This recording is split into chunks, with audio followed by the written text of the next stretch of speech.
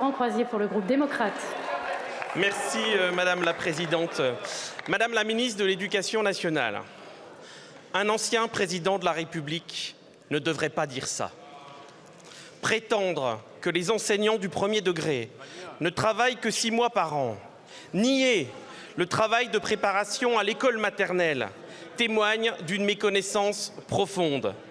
Alors que l'éducation nationale traverse une crise des vocations, mesurez la violence de ces paroles déconnectées de la réalité du métier de professeur.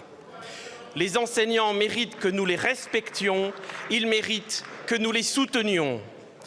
Au nom du groupe démocrate, je tiens à réaffirmer notre confiance à l'ensemble des professeurs de notre pays. Absolument. À ceux qui doutent de leur engagement. Enseigner ne serait-ce qu'une semaine dans une école maternelle, vous comprendrez alors l'exigence de ce métier.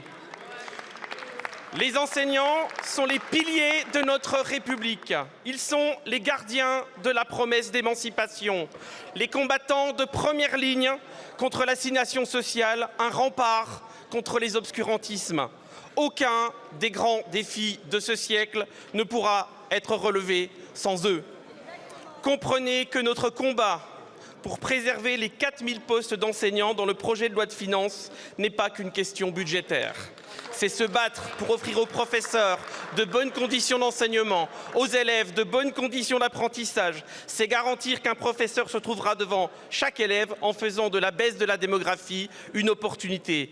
C'est enfin préserver les classes et les écoles, particulièrement dans nos communes rurales.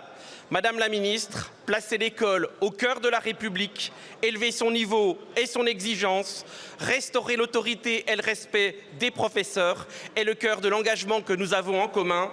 Quelles mesures concrètes entendez-vous prendre pour répondre aux défis de l'attractivité du métier de professeur? Je vous remercie, Monsieur le député. La parole est à Madame Agentet, ministre de l'Éducation nationale. Merci Madame la Présidente, Mesdames et Messieurs les députés, Monsieur le député Croizier.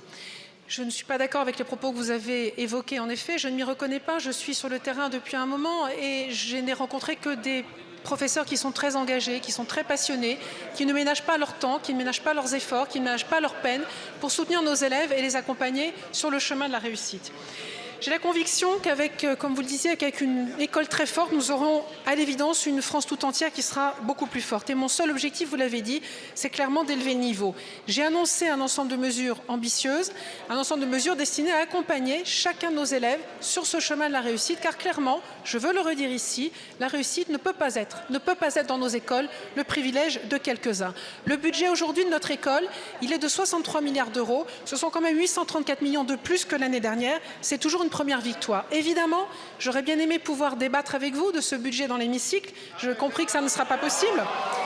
Mais j'ai vu tous les amendements que vous aviez déposés avec vos collègues et j'ai bien vu combien, avec vos collègues, vous aviez donc contribué à ce débat. Et d'autres groupes, d'ailleurs, ont fait de même.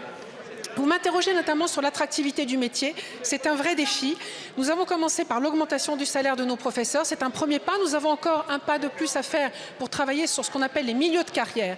Nous avons également à travailler sur les conditions du métier. Vous l'aviez évoqué, qui sont très difficiles. Et j'ouvrirai moi-même un chantier sur le respect de nos professeurs, l'autorité de nos professeurs qui doit être respectée. Je souhaite que la nation tout entière, d'ailleurs, respecte nos professeurs. Nous avons un travail important à lancer sur ce sujet. Et puis l'agenda social de mon ministère sera également réouvert pour discuter plus largement de l'ensemble des conditions d'exercice du métier. Comme vous, je souhaite que l'école soit ce lieu où on puisse briser les inégalités de destin et vraiment dire que la réussite, encore une fois, ne doit pas être le privilège de quelques-uns, mais notre école doit être une opportunité pour tous de réussir demain. Je vous remercie.